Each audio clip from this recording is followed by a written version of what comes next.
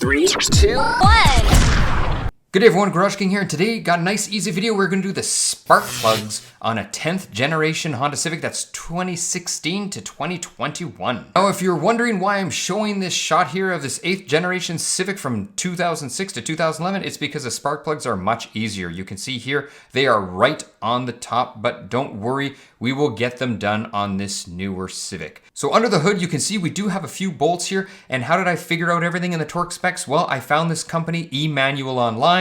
They are very cost affordable and they will provide you with all the information you need. And even if you buy the manual, it's still gonna be cheaper than taking it to the dealership. Okay, so first thing we have is these 10 mil bolts on the top. We're going to take them off and remove the cover. So now that you can see the cover is removed, next thing I'm gonna zoom in and I'm going to show you the coils. There they are, there's 4 of them. And again, 10 millimeter bolts. Honda is making this just too easy. So what we have to do first, before we pull the coils out, is we just have to disconnect these electrical clips. So we're going to disconnect all of the 4 electrical clips. And then you'll see, I'll pan in here, there is a little connector right here. So we're just gonna sort of push that tab and pull the electrical harness, I guess if you want, if I can say that, out of the way. Next up, again, 10 millimeter bolts, like I said earlier, let's take them out. And then we're going to zoom in and get a closer look on our coils. You can see here they're nice and loose. So we're going to take each coil out. We're just going to pop them out. Now, once you take them out, it's a good idea always to take a look. You never know if you see oil down there or who knows what, just to make sure they're fairly clean, but it doesn't hurt to also, good practice, give them a little blow of air. And this is just to ensure that you don't have any dirt or anything like that going in the threads or getting into your engine. You just don't want that happening. Last thing you need is dirt going into your engine when you're changing the spark plugs or galling up the threads of the plugs themselves. You just really don't need that. Now, what I'm using for this is a 14 millimeter socket on an extension. It is a locking extension. Make sure you have a really good magnet if you don't have a locking extension, because most likely you're going to drop your socket in there. Now, the other alternative is to actually get a long 14 millimeter special socket for this job. But I was just too cheap and I had a locking extension, so I thought, you know what? Why not? It works for me, and this way it saves me buying a socket that, I don't know how often I'm going to actually use.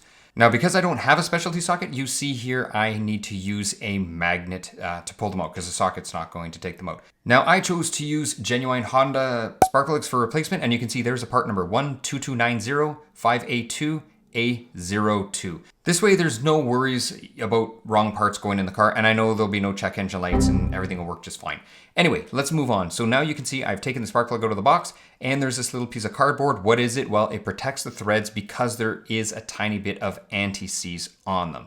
So you want to take the cardboard off at the very end. Now, this tool that I'm using, I tell you everyone, it is priceless. I use it on everything, even doing like snowblowers and stuff like that, just because it will not allow you to cross thread the spark plug. And how does it do that? Well, with the way it's designed with the rubber, you can only apply so much torque to the spark plug, and then what'll happen is when you're turning it, it's just gonna slip anyway. So this way it prevents you from damaging any threads or gulling anything, because the last thing you wanna do is take the cylinder head off the engine because you messed up the spark plug threads. So I find this tool is just super handy, and I use it on a bunch of edges, and plus it's like super flexible and it bends every which way. Anyway, enough about that tool. So I went on a few forums and some of the torque specs were wrong. So as I mentioned, I found them on this emanual online, and I will tell you the torque specs for the spark plugs are 16 foot-pounds. On another note, isn't the sound of this torque wrench just satisfying?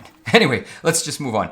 There you can see I had a little bit of dielectric grease, and what I'm doing is I'm just putting it in the bottom of the coil there. You can see just a little amount, and what that does is it just prevents sticking later on, and the coil will actually come out easier. Not to say, you have to use it, you don't have to use it, but I just find it is good practice to use it. And throughout my whole automotive career, I've always done that, and I've never had a problem, and I use it on all high tension leads. It's just one of the things that I do.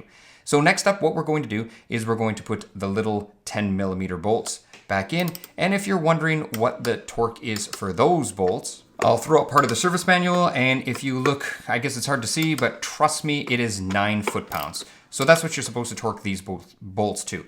So once you have that done, what you're going to do is you're going to plug back the wiring harness, you're going to plug it back in, make sure that you do clip it to the top of the rocker cover so it is fully seated. Then what you're gonna do is just put the cover back on. And as far as the bolt torque for the cover, you know what, for these ones, I just hand bomb them in with my quarter drive ratchet. So that's all I did with these ones. And then if you stick around right to the end, you'll see exactly what tools I did use. I know I sort of described them during the video, but it's kind of fun to go through it after the fact. And if you have any comments or suggestions, please leave them below. I do answer all my comments. So now what we're gonna do is we're going to see what tools I use. All right, so what tools did I use? Well, I had a torque wrench, obviously. 10mm sockets right there, one's quarter drive right there. Just made it easier, something small. That was to pull the coils out. 14mm on the extension, and that was to take the spark plugs out. Make sure you have a locking socket. You don't want to lose that. Ratchet to go along with that 3/8, and that was to pull out the spark plugs. This is perhaps one of the most important tools. This is to install the spark plug and make sure you don't cross thread it. This will not let you cross thread it because it doesn't grab it that tight. So I love this tool. I use it all the time. It's super bendy. Absolutely love it. Highly recommend everyone gets one. What else did I have? Some air. Make sure we don't get dirt in the engine. Blow out the plugs before you remove them. Magnet to take out the plugs. This you don't really need, but I just find it's a good habit to do. A little bit of dielectric grease on the coils there just to protect the plug ceramics. Anyway, that's it. If you have any questions, let me know. GarageKing over and out.